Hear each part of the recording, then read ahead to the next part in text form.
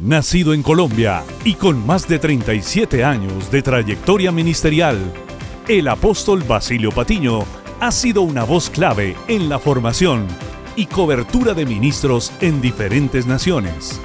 Doctor en Divinidades y Ministerio, con formación teológica en Colombia, Costa Rica y los Estados Unidos. Director y fundador de la Red Ministerial Apostólica Rema y además rector de Rema University.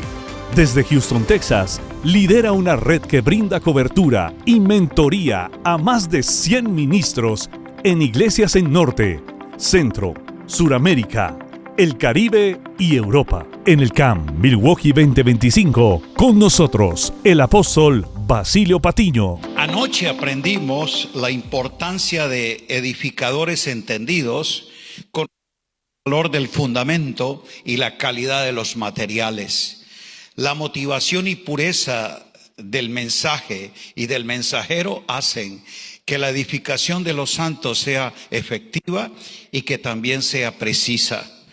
Y usando el capítulo 3 de Primera de Corintios, el pastor Tommy nos dio una exposición magistral de toda esta declaración de Pablo como perito arquitecto.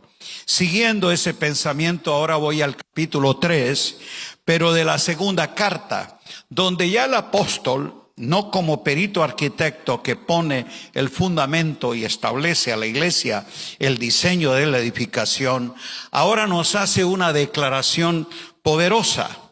En unión con Apolos, a quien están haciendo esa gestión, él hace una afirmación que es para nosotros por aplicación indirecta nos compete, pero esta es una declaración directamente de Pablo y Apolos, donde dice en el capítulo 3, verso 4, y tal confianza tenemos mediante Cristo para con Dios. No que seamos competentes por nosotros mismos para pensar algo como de nosotros mismos, sino que nuestra competencia proviene de Dios. Diga, proviene de Dios. Ese Dios de quien procede la capacidad, pero también la gracia para constituir, dice Pablo en unión con Apolos, que Dios nos hizo ministros competentes del nuevo pacto, no de la letra, sino del espíritu, porque la letra mata, mas el espíritu vivifica. Oramos que el Espíritu de Dios nos haga comprender esto, verdad. Diga, la vigencia presente y la trascendencia eterna del nuevo pacto.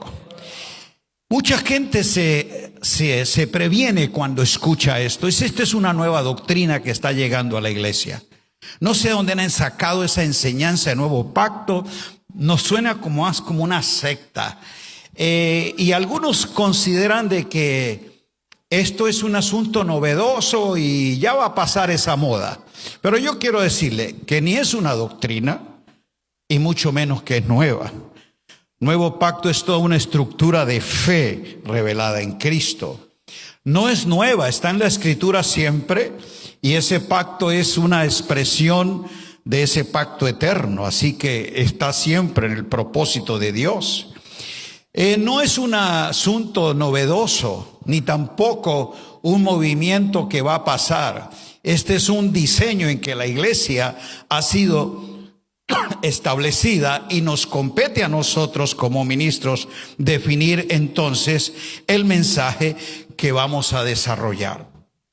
Cuando hablamos de nuevo pacto, entonces estamos hablando de esa nueva economía de gracia establecida por la obra consumada, perfecta, completa, que mediante su muerte, sepultura, resurrección y exaltación ha definido para la iglesia y para los elegidos en Cristo toda una expresión de riqueza en el que recibimos, diga, los derechos de herencia por una obra perfecta.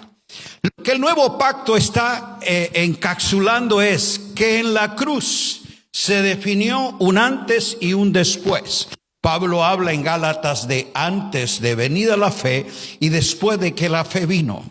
Está declarando que Cristo, el autor y consumador de la fe en la cruz, dio cancelación a una vieja creación, a un viejo hombre, a un viejo orden, a un viejo pacto, y ahora da la inauguración y manifestación de una nueva criatura, de un nuevo hombre, de una nueva creación, donde en un nuevo ministerio, que es el de la reconciliación, Él nos ha hecho, según el orden de Melquisedec, diga, ministros competentes. Ok, entonces, está hablando de la posición legal, diga, posición legal. Es lo que Dios legalmente te posiciona por gracia. Entonces, nos hizo, es una posición legal que la gracia de Dios nos otorga. Pero ser competentes en cuanto a la función real es una administración propia. O sea, cómo tú te desarrollas de forma competente, no competitiva, en este nuevo ministerio dado en Cristo.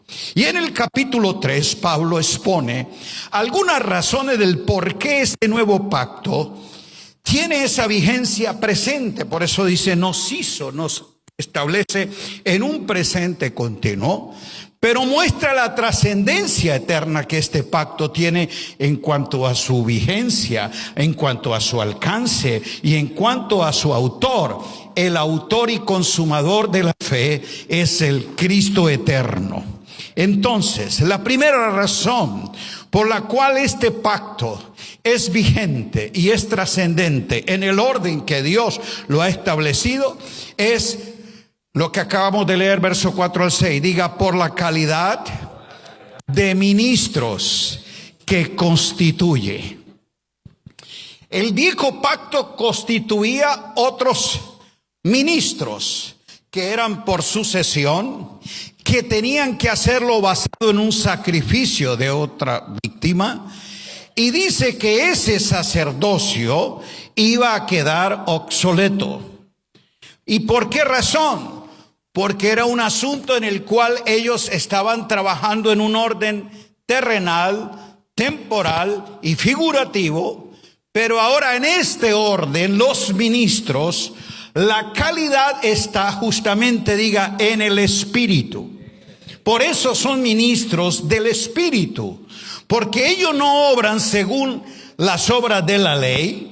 Y por eso es que está hablando que esa letra mata, que es la letra de la ley, que denuncia el pecado, desenmascara al pecador, pero no cambia la naturaleza de quien lo practica. En este pacto, estos ministros ahora entienden de que su habilidad no es producto de lo que ellos hacen, sino de lo que Dios hizo a su favor. Y por eso Él los constituye. Entonces, aquí es donde está nuestra función de saber que en la constitución que Dios nos ha dado, tenemos una formación de entender el orden en que este ministerio opera. Por eso el Dios de toda gracia que nos llama, nos constituye, es el mismo que nos califica, nos capacita y nos cualifica para hacer lo que Él nos hizo. Aquí no es un asunto de que yo quiero ser. No es una cuestión de competencia, de ambiciones y de habilidades propias. Es una dependencia consciente y continua de la gracia de Dios, donde permitimos que sea el fluir del Espíritu que exprese el ministerio de Jesús a través de los ministros que testifican de Él. En otras palabras, aquí yo no es tratando de hacer un ministerio exitoso basado en estrategias, capacidades y habilidades propias, sino de un ministerio fiel basado en la dependencia del Espíritu y en la conciencia de lo que es el orden de Dios. ¿Entendimos? La segunda razón es por la calidad de vida que imparte. Diga, vida del Espíritu. Por eso es que Pablo contrasta entre este ministerio, que era de letra, basado en prescripciones, regulaciones rituales, que de acuerdo a un orden establecido se tenía que cumplir. Y el agravante era que yo puedo cumplir 99 de todas esas especificaciones, pero si quebranto una, ¿qué decía la letra de la ley? Se hace culpable, acreedor de toda, y por lo tanto está destituido. Aquí es un asunto de no cumplir un reglamento, de no seguir un precepto escrito, sino de que aquí es una ley de vida que opera en el espíritu de los elegidos.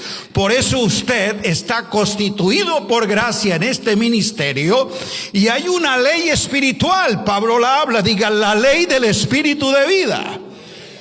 Esa es la que te guía a pensar en el Espíritu, a andar en el Espíritu, a orar en el Espíritu, a ser guiado por el Espíritu, a recibir el testimonio del Espíritu. Como aprendimos esta mañana, este es un ministerio, diga, espiritual.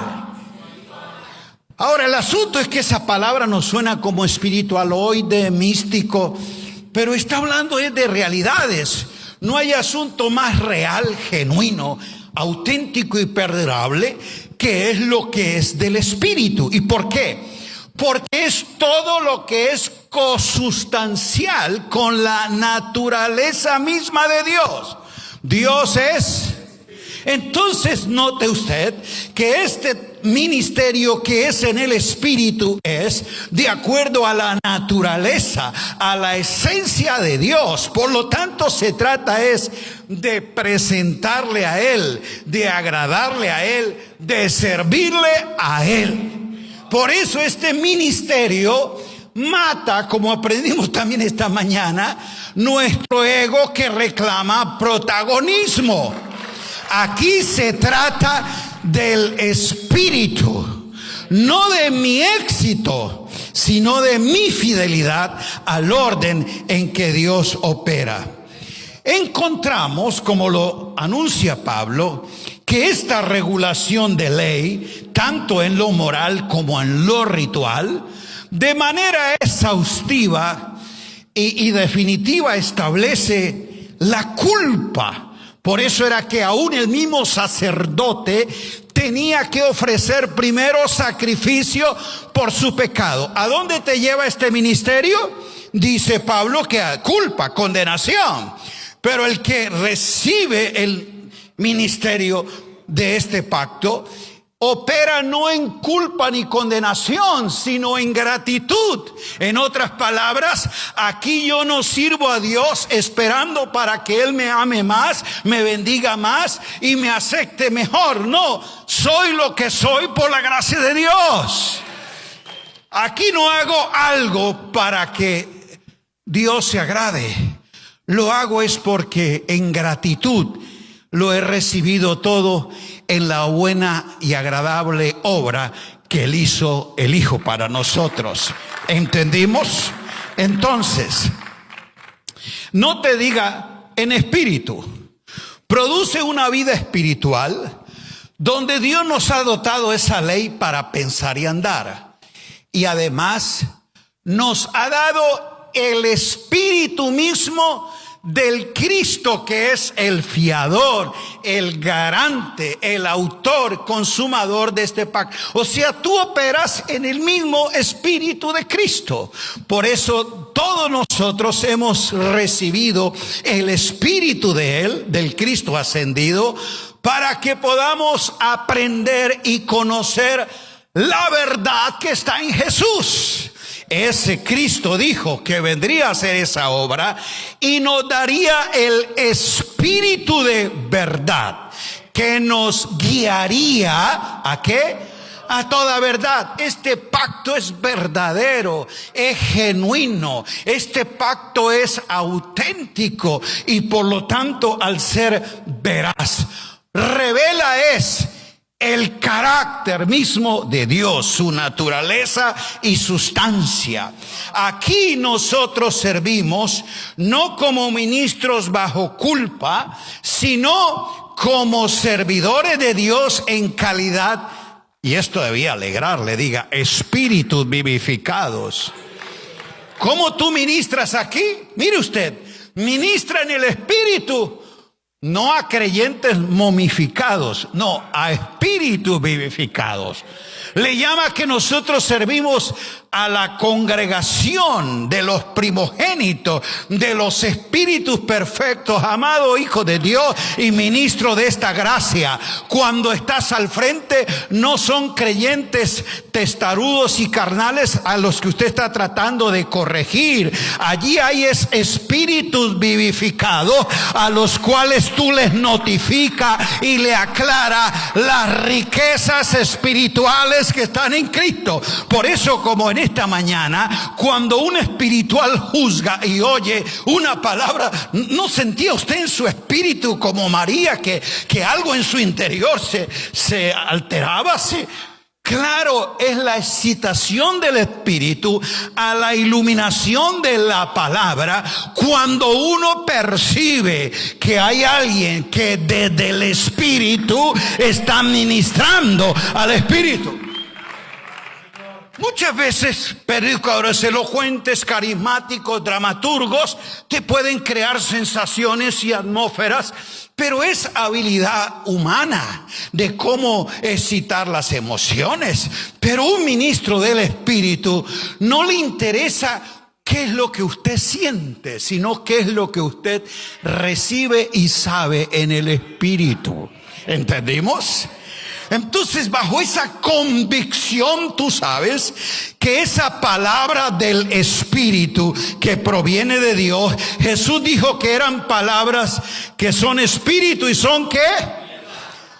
Vida y verdad. Por eso cuando un espiritual la recibe en el espíritu, va vivificado. Y algo que traerá revitalización tanto al ministerio como a la iglesia será una palabra del espíritu. ¿Y cuál es esa? La que nos revela a Cristo, la que nos conduce a Cristo, la que nos dirige a Cristo. Cuando tú te vas más enamorado e impactado de la palabra de Cristo que recibió que el ministro que la predicó. ¿Entendimos? Eso es lo maravilloso, que sea Cristo afirmado, aclarado en sus corazones y resplandezca de su interior. Entonces, aquí es donde necesitamos comprender también lo que se nos aclaró. Ser un ministro del Espíritu no es que esté divorciado ni de la Biblia ni de las Escrituras. No. Toda la Escritura, desde Génesis hasta Apocalipsis, es una palabra del Espíritu que nos revela a Cristo. Entonces no es cuestión de que nosotros no usemos la Biblia, que el Espíritu habla. No, la Escritura y el Espíritu son inseparables. Y por otro lado, lo que se nos decía, no es que menospreciemos ni no creamos en los dones del Espíritu. Lo que sabemos es justamente que los dones ministrados y ejercitados por hombres del Espíritu en el poder del Espíritu son para exhortación y edificación de los creyentes, o sea, los santos en quienes operan y a través de quienes los dones fluyen, van siendo edificados, no emocionados. Lo tercero, nos habla el apóstol que este pacto es mayor, trascendente en todo, por la calidad de gloria que manifiesta. El verso 7 al 11 dice: si el ministerio de muerte grabado con letras en piedra fue con gloria, mire usted, el ministerio de muerte, y grabado en letras de piedra, con letras en piedras. Diga, tuvo gloria. Y está hablando de esa gloria mostrada en el rostro de Moisés. Dice, ¿cómo está la pregunta retórica donde se nos lleva a hacer ese gran contraste? ¿Cómo no será más bien con gloria el ministerio del Espíritu? ¿Cuál es mayor, el de la letra o el del Espíritu? Entonces es obvio, ¿cuál tiene mayor gloria, el de la letra o el del Espíritu? Eso es lo que está diciendo Pablo. Ese ministerio de condenación que desnuda la culpa, pero no cambia al culpable, dice, tuvo gloria. ¿Cuánto más abundará en gloria el ministerio del que tú eres competente? Diga, de justificación. Un ministro del Espíritu justamente libera una palabra de justicia. No es un evangelio de culpabilidad, de condenación y de legalismo. El ministerio del Espíritu no es que no denuncie el pecado y apele a la santidad. Sencillamente es que lo hace basado en la justicia de Dios en Cristo, para que el que la escuche no vaya condenado, sino justificado por la gracia que ha recibido del Espíritu. Este ministerio de condenación que perece tuvo gloria. Cuánto más, diga, mucho más glorioso será lo que permanece. Entonces, cuando uno observa los antecedentes de gloria en este pacto, que la hubo, tanto en su promulgación. Recuerde, cuando el pacto fue dado, la gloria resplandeció allí en el rostro de Moisés, descendió en Sinaí, el pueblo estaba asombrado. Y es más, tan impactados que le dijeron a Moisés, no, acércate tú y vea esa gloria. Nosotros no podemos. Porque justamente la culpa te excluye de la cercanía y la intimidad con el Dios Santo. Y esta es la grandeza de este ministerio del Espíritu. Te hace conocer tu fragilidad humana, pero es que tú dependes de la abundante gracia de Dios y te acercas confiadamente al trono de la gracia, porque allí no ve a un Dios airado que quiere castigarte, sino a un Dios que ya ejerció el castigo sobre su Hijo y ahora te ve en Cristo perdonado, justificado y liberado, y te extiende gracia sobre gracia. ¿Entendimos esto? Mire, y qué contraste. Cuando se dio este ministerio que tuvo gloria, ¿cuántos murieron ese día? 3,000, ¿recuerda? El mismo día que estaban inaugurando el ministerio y estaban mostrando la gloria, ahí en el mismo Sinaí, 3,000 murieron. Cuando el Cristo resucitado dijo, yo voy a darles mi espíritu y van a ver mi gloria hasta lo último de la tierra. En Pentecostés 3,000 vivieron. Y Pentecostés fue solamente el inicio. Ese no es el techo donde la iglesia llega, es el piso donde la iglesia continúa viendo esta gloria sobre gloria. Diga, gloria sobre gloria. Ahora, este evangelio que nos muestra, amado mío, el nuevo pacto, nos revela es lo glorioso. Y aquí está lo grandioso. En este pacto la gloria era algo externo que ellos percibían. Una nube, una columna, la Shekinah, cualquier forma visible. Diga, veían algo fuera de ellos. Lo grandioso es que aquí tienen a alguien dentro de ellos. ¿Cuál es la gloria de este pacto? ¿El tabernáculo, la nube, la columna de fuego, la Shekinah? No, Cristo en nosotros, la esperanza. Grite aleluya. Esto es lo más glorioso, que aquí tú no tienes algo que baja, sino alguien que vive en ti. La gloria de este pacto está en que Cristo resplandece en tu corazón. No es que resplandece fuera de ti, diga en tu corazón. Ahí en tu corazón resplandece la gloria. Ahí en tu corazón está escrita, no en piedra, sino en la mente y en el espíritu, esta palabra viva que te recuerda tus realidades. Por eso es que cuando yo conozco lo que está escrito en mi espíritu, el espíritu me recuerda no lo que yo fui para traerme culpa, condenación, sino lo que yo soy en Cristo, que me trae justificación, celebración. Leer en tu espíritu lo graficado por Dios en tu mente y en tu corazón te libera, te afirma, porque aquí Dios habla es en el Hijo. En este pacto habló por Moisés. ¿Cuál es más grandioso? Diga, el nuevo pacto. Entonces es lo que yo no entiendo, porque los creyentes que han recibido la realidad de este pacto están diciendo que la gloria del Sinaí se siente sobre mí y quieren ver la gloria del Sinaí. ¿Usted para qué quiere la gloria del Sinaí? Si esa gloria es temporal, si esa gloria es externa.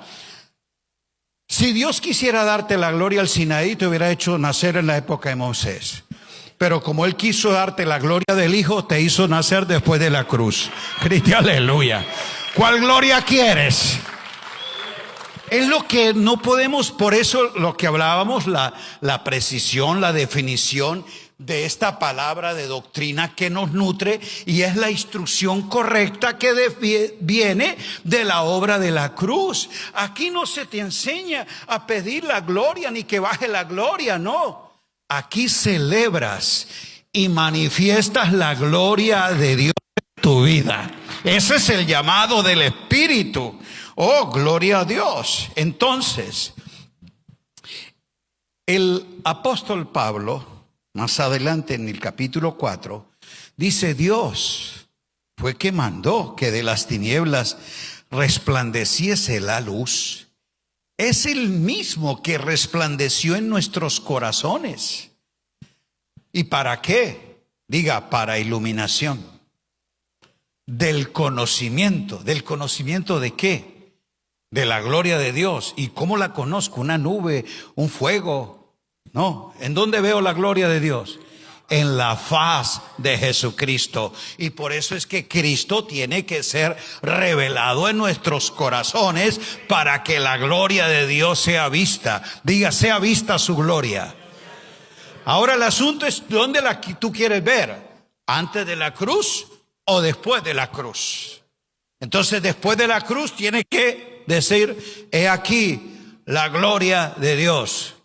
¿Cómo nos cuesta eso, no?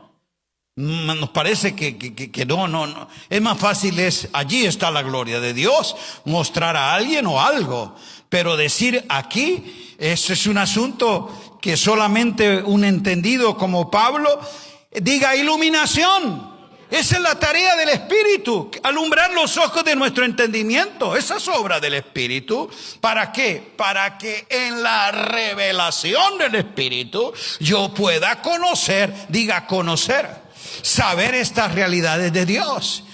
Ya se nos aclaró también la importancia de definir doctrina en un aspecto de lo revelado. Y decía que los apóstoles de hoy no traen revelación a la iglesia. Ellos traen la iluminación de lo que ya fue revelado.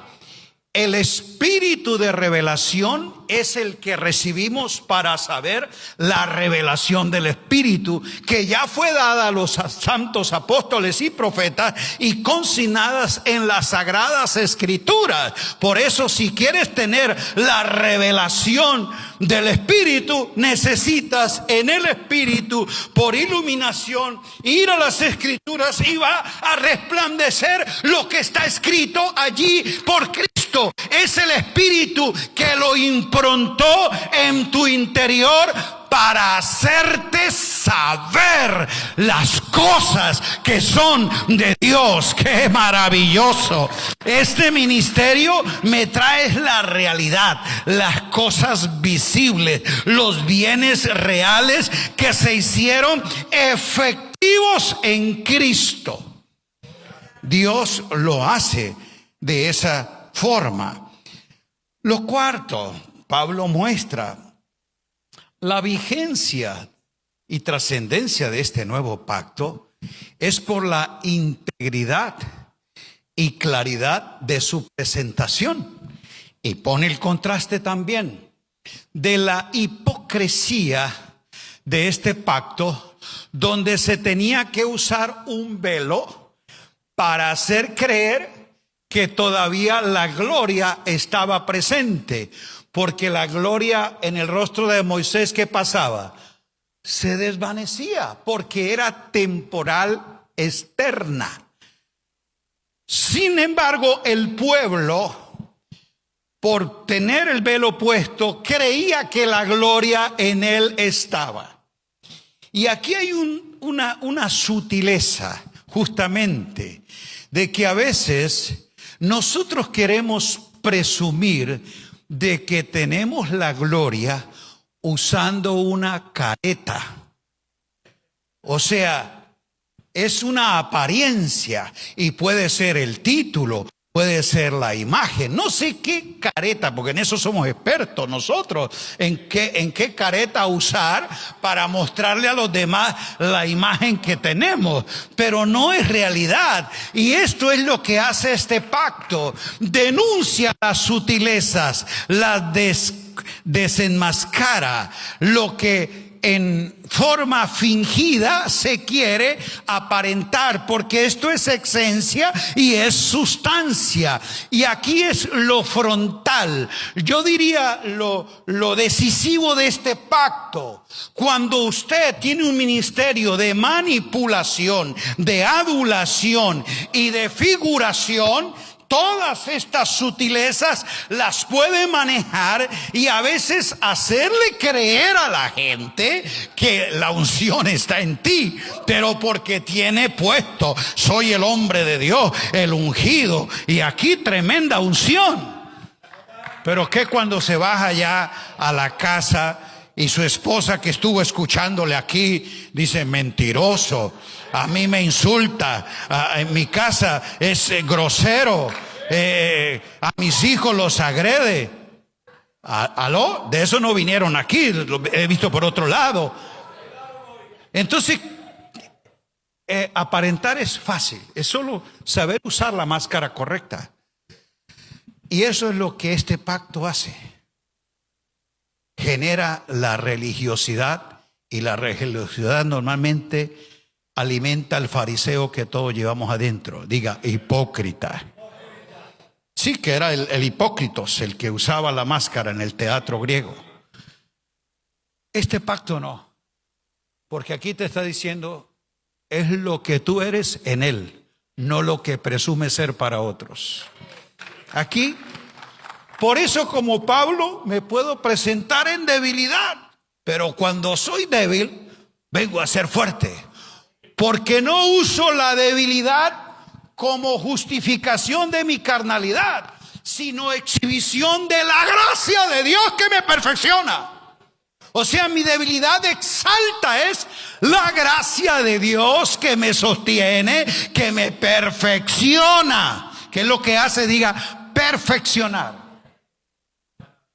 Aquí se encubre, aquí se cubre. Esta es la gracia que cubre, justamente porque te hace ver que es Él en ti quien lo produce. Y lo demoledor de este pacto justamente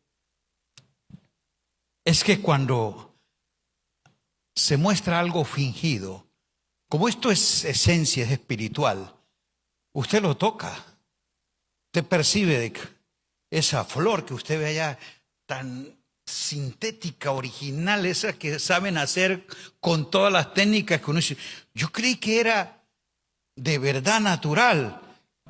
colores, texturas, a veces hasta olores le ponen artificiales.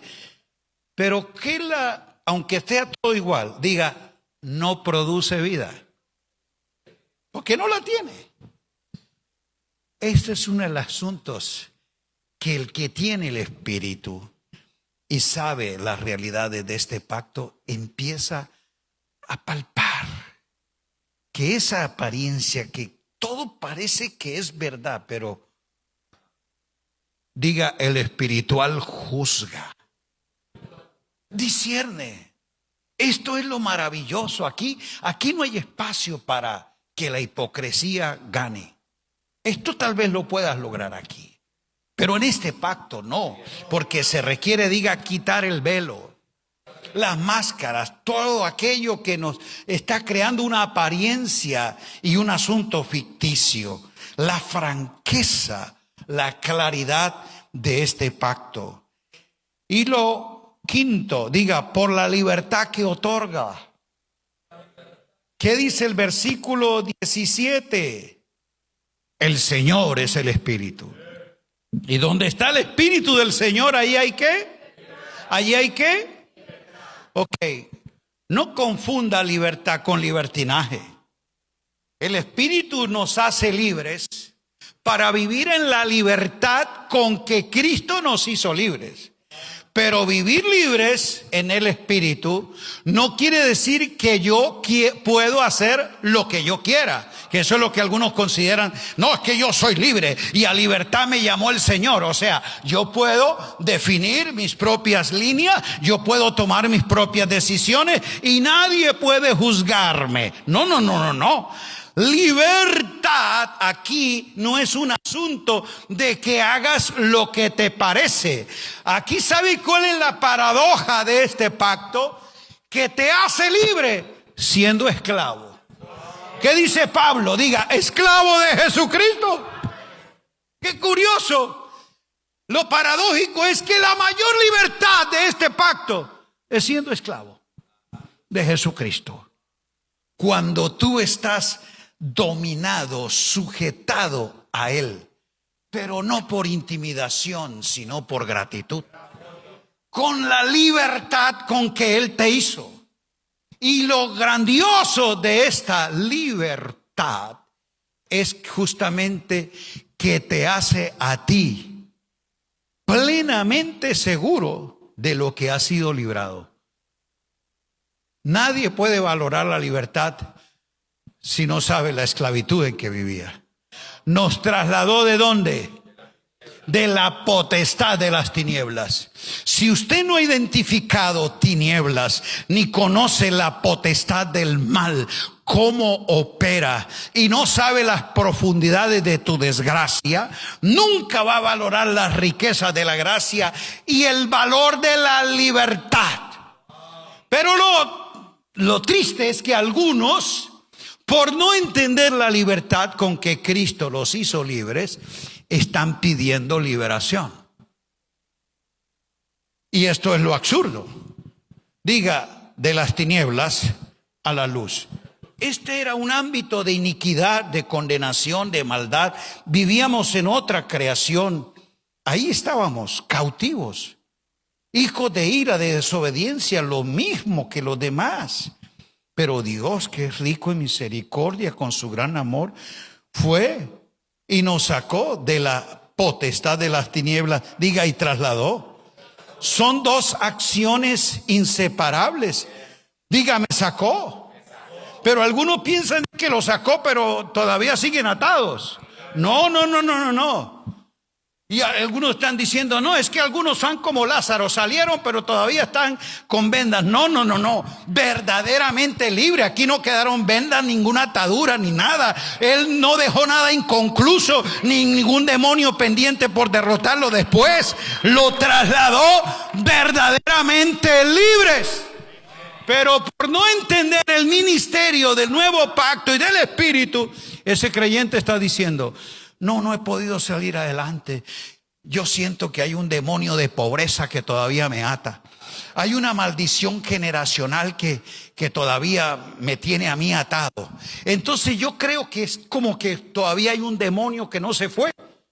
No, verdaderamente libre. Hermano, nada de las tinieblas puede pasar al reino de la luz. Nada, absolutamente nada. Aquí tú eres una nueva criatura.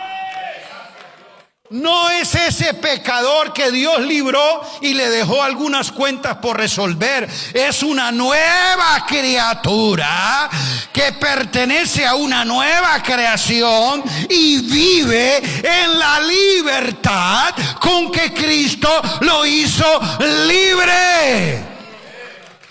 ¿Cuántos creen que los salvados son libres? Entonces, ¿por qué les ministra liberación? Y nosotros les invitamos a que vengan a jornadas de liberación, a que tienen que recibir un curso de no, si es renacido, si ha sido trasladado, él no necesita liberación, él necesita es iluminación de la libertad con que Cristo lo hizo libre, para que disfrute de ese, beneficio real. Entonces, la forma como Pablo nos plantea este ministerio, y es que cada uno de nosotros puede disfrutar, lo que Él hizo. Y finalmente, verso 18, la grandeza, trascendencia de este pacto es por esto, por la transformación que produce. ¿Qué dice el verso 18? Y por eso Pablo lo concluye de esta manera tan definitiva. En toda esta narrativa, él venía poniendo los argumentos, poniendo los contrastes de los dos pactos, las dos glorias, de los dos ministerios, de los dos mediadores. Todo usted ve, todo ese planteamiento, y concluye. Por tanto, ese por tanto es la manera en que recoge todo lo que ha venido en manera argumentativa declarando. Por tanto, es en razón a lo anteriormente expuesto. Todo lo que usted entendió, por tanto, en razón a esto, me gusta lo que sigue. Nosotros. ¿Cuál es la grandeza de este pacto? Que es una expresión corporativa. Porque es que todos somos reyes y sacerdotes y ministramos. Nosotros. Aquí no. Aquí en este pacto era ellos, Aarón y sus hijos. Es que era un asunto personal y familiar, algún clan. Aquí nosotros. Una de las cosas que tiene este pacto es que te hace ver la vida corporativa. Aquí no es el yo a favor mío, no, nosotros. Y luego la manera incluyente, todos. ¿Nosotros qué? Todos. Este pacto no excluye a nadie, porque en él participan todos los que han sido elegidos y trasladados. Aquí en este pacto es incluyente, pero no inclusivo. Aquí hay nosotros, nosotras, pero no nosotres. Solo todas y todos, pero no todes. Este pacto define justamente la realidad de lo que es el nuevo hombre en Cristo. No hay mezclas, no hay ambigüedades. Aquí es un asunto de franqueza y transparencia. Mirando a cara descubierta. Otra vez apela a la sinceridad, a la franqueza en que hay un vínculo. Y es reciprocidad, aceptación. ¿Por qué? Porque tú eres igual que yo, trasladado al reino. Así que tú no gozas de mejor posición, ni tampoco de una mayor parte. Aquí todos somos primogénitos, en la misma posición, con la misma herencia y la misma calidad de hijos. En este pacto no es Aarón y sus hijos y los hijos de Leví. Aquí son los hijos de Dios en el Hijo. Alabado sea Dios. ¿Lo entendió usted?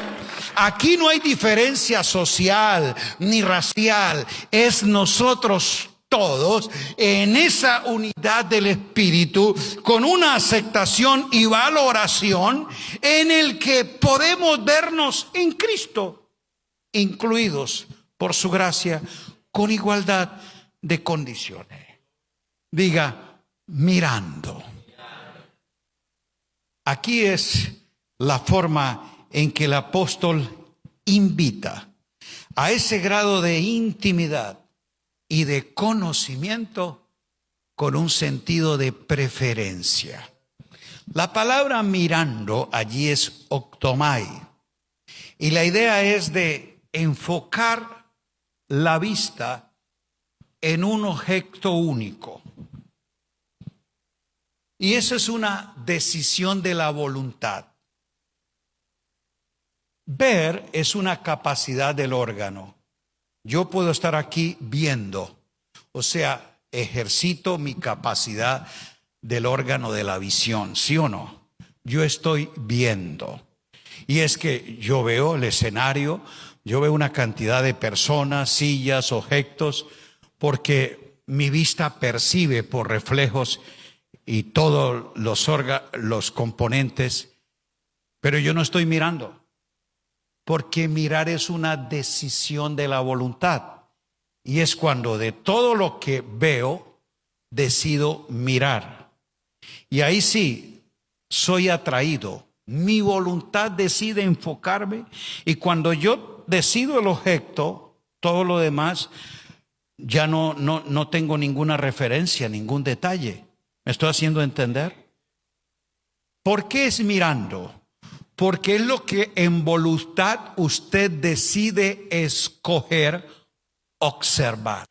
Por eso la idea es de el enfoque que observa con detalles, con precisión. Y cuando usted elige lo que, entonces empieza a percibir cosas que no había visto. ¿Me estoy haciendo entender? Esta es la grandiosa realidad de este pacto. Tiene una ley del Espíritu que te atrae, que te lleva justamente a escoger el objeto de tu admiración. Diga Cristo, mirando a cara descubierta al Señor. Cristo se torna en lo que es mi admiración. Diga, y lo que yo admiro es lo que yo quiero ser. Por eso en el club de admiradores de tal artista, de tal deportista, los fans se visten, hablan, formas. ¿Por qué? Porque lo admiran y quieren ser como él. Pero esa es la fantasía. Quieren ser como, pero nunca lograrán serlo. Aquí no es fantasía, aquí es realidad. Porque cuando yo lo miro, yo sí soy transformado y llegaré a ser semejante a él. Eso no es un parecido, es realidad en esencia. Porque el que se une a Cristo, un espíritu es con él. ¿Y qué es lo que hace el espíritu de Cristo? Moldearme, transformarme a la misma imagen, al reconocimiento facial que Dios tiene, que aprueba y que él promueve. Este es mi Hijo amado. Él es la imagen del Dios invisible, la que yo acepto, la que yo apruebo y en la que yo me reflejo. Fuera de eso no acepto imitaciones. ¿Lo oyó bien Adán? Porque él dijo, seréis como. Y aquí no es ser como, es ser en él, por el Espíritu de Dios. Y esto es lo maravilloso. En la medida que el Espíritu me atrae hacia Cristo y me lleva en la iluminación de la palabra a entender las realidades y las cosas de Dios, una profunda admiración se genera en mí. Por eso, como percibíamos esta mañana, hay algo en nuestro interior que nos provoca a morir a todo con Él, porque empiezo a admirar la riqueza de lo que es Cristo en realidad. Ya deja de ser un texto bíblico, ya deja de ser un discurso, ya deja de ser una canción, llega a ser lo que dijo Pablo: Cristo mi vida y Cristo mi vivir. Él es todo. Y entonces ahí empieza la transformación. Y esto diga proceso. ¿Qué es la transformación? Un proceso. Asunto que no nos gusta a los ministros y sobre todo a los pastores en esta generación mediática. Métodos, fórmulas mágicas de resultados instantáneos. La tecnología y la civilización de hoy nos ha quitado esa virtud de la paciencia. Esperar que el proceso se dé. Buscamos todos el suceso milagroso en que nuestra vida cambie. ¿Y qué es lo que vienen buscando los creyentes? El suceso, un toque. Yo quiero que usted me pase la unción. No me voy de aquí sin que me dé el manto. Yo vine por mi milagro. Él está buscando un suceso milagroso para que su vida cambie. Y Pablo nos dice: nosotros vamos a ser cambiados y transformados de gloria en gloria. Diga niveles, porque ya dijimos que la gloria es el conocimiento de Dios en la faz de Jesucristo. ¿Ya todos le conocemos? No, en parte, todavía no. Hay facetas de Cristo que tienen que ser conocidas en mí para ser transformadas. Pero eso es lo que hace el Espíritu, te da la luz. Entonces te ubica en ese espacio de gloria donde tu vida adquiere una forma. Pero dígale que está al lado: la forma que tengo hoy no es el producto final. No, ese no es. Todavía falta otra transformación. ¿Y cómo vendrá? La iluminación del Espíritu te dará un conocimiento de una gloria en la que tú operas. Por eso, en ese ámbito de la gloria conocida en Cristo, tú operas, sabes, y eso te da una forma. El problema con nosotros es cuando nos enamoramos de la etapa gloriosa que vivimos. Yo quiero decirte, tu etapa más gloriosa ni fue la de ayer ni es la de hoy. Vamos a ir de gloria en gloria. Hay una gloria mayor y no es algo que va a venir, es alguien mostrado en ti. Ahora, escúchame. Lo que Dios te permite en este nivel del conocimiento de la gloria desarrollar no es en lo que tú te tienes que quedar. Uno de los asuntos que nos traiciona a nosotros es: como esto me da resultados, como esto me da, me trabaja bien, yo con esto voy a navegar. Y se olvidaron de lo más glorioso. La gloria mayor y todo lo que Dios quería revelar ya vino en el Hijo. Pero lo que quiere revelar en nosotros todavía está por manifestarse. Lo que quiero decirte es: son sencillamente pasos de gloria en gloria. No te enamores de la etapa, de lo que ves y de lo que hoy conoces. Todavía vamos adelante a la perfección. Diga: de gloria en gloria. Pongámonos de pie y quiero hacerte un ejercicio práctico, pero que va a ser tan diciente. Transformación. Diga: transformación. Vamos a ser transfigurados. Esa metamorfosis se va justamente, trans es más allá de. Forma es el esquema, la estación, el estado, la etapa en que estás. Y acción es una palabra compuesta. Acción, forma, trans. Lo que quiere decir es que el cambio se da cuando yo decido, por el conocimiento recibido, salir de la forma en que estoy.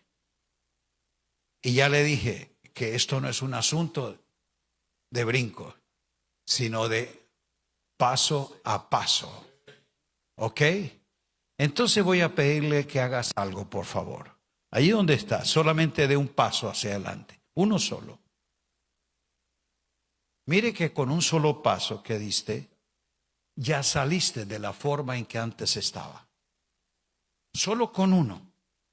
¿Se imagina si nosotros fuésemos obedientes a la voz del Espíritu cuando nos notifica algo y diéramos ese paso de obediencia? Le aseguro que no seríamos los que hoy somos. Hay muchas cosas que no suceden en nuestra vida no porque Dios no quiera, sino porque nosotros no damos la acción de solo un paso que nos lleva a una gloria distinta. Esto es un asunto progresivo, continuo, y que se requiere de nosotros diligencia. Y a veces era eso sencillamente lo que Dios pedía, un paso de obediencia. Dios no te estaba pidiendo un salto de fe, era un paso de obediencia. Y ahí, con ese solo paso, yo salí de la etapa donde estaba. Dolor, frustración, fracaso, no sé, esa etapa. Pero lo único que había que hacer era un paso y saliste. No ha llegado, pero no estaba donde el dolor, el fracaso te tuvo. Entonces ahora tomé la mano del que está al lado y diga: nosotros todos. Allí, por favor, júntese en los pasillos con sus hermanos. Porque dije que nosotros todos, no deja a nadie por fuera. Y vamos a orar pidiendo que el Espíritu de Dios nos lleve a valorar esta realidad en Cristo, y que la verdad que el Espíritu nos aclara, nos hace entender. Ahora, por iluminación del Espíritu, en la forma en que llegaste no es en la forma en que te irás. En la forma y estado que viniste no es en el estado en que saldrás. Vas por lo menos un paso adelante a la perfección. Oh, a esa precisión que Dios quiere en lo que Él ya te hizo. Él ya te hizo, ya te puso para hacer eso. Un ministro competente. Ahora mismo el Señor trae a tu mente un entendimiento, aunque sea pequeño, pero si eso lo ejerces, lo obedeces, una expresión de gloria mayor llega a tu vida. Aleluya, Padre. Estamos creyendo, Señor, en nuestras vidas, que esa transformación por el Espíritu y la palabra es un asunto hecho en Cristo, pero que se está consumando, manifestando en nosotros. Y queremos en esta realidad presente traer estas verdades eternas, que sean prácticas, efectivas. Señor, que en los asuntos que tú me pides diligencia y obediencia, un paso adelante a la perfección, de gloria en gloria, de poder en poder, de triunfo en triunfo. Señor, yo creo que tu obra se perfecciona en cada uno de nosotros, porque ese Dios de toda gracia que nos llamó a su gloria eterna en Jesucristo, ese es el mismo Dios que nos preserva, que nos guarda, que nos perfecciona, que nos fortalece, que nos establece. A Él sea la gloria. A Él sea la gloria. A Él sea la gloria. Aleluya. Gracias te doy, Padre, por cada uno de los ministros competentes de este nuevo pacto, los hombres y mujeres que tú has escogido en Cristo para dar testimonio del ministerio de la justificación, de la conciliación, de anunciar la palabra de vida y de verdad en Cristo. Cada santo que ha sido trasladado a tu reino está capacitado, calificado para ejercer este ministerio. Y yo oro, Dios amado, por una iglesia edificada y entendida sobre este fundamento y sobre este orden ministerial. Lo creemos, Dios amado.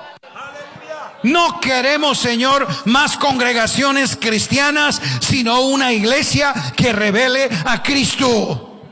Señor, no queremos más edificios evangélicos, sino comunidades que encarnen el evangelio. Padre amado, estamos creyendo que esa expresión de Cristo en la tierra, que es la iglesia como tu cuerpo, está creciendo en el crecimiento que da Dios. A Él sea la gloria en Cristo y en la iglesia por los siglos de los siglos. Amén. Aplauda a Cristo Jesús.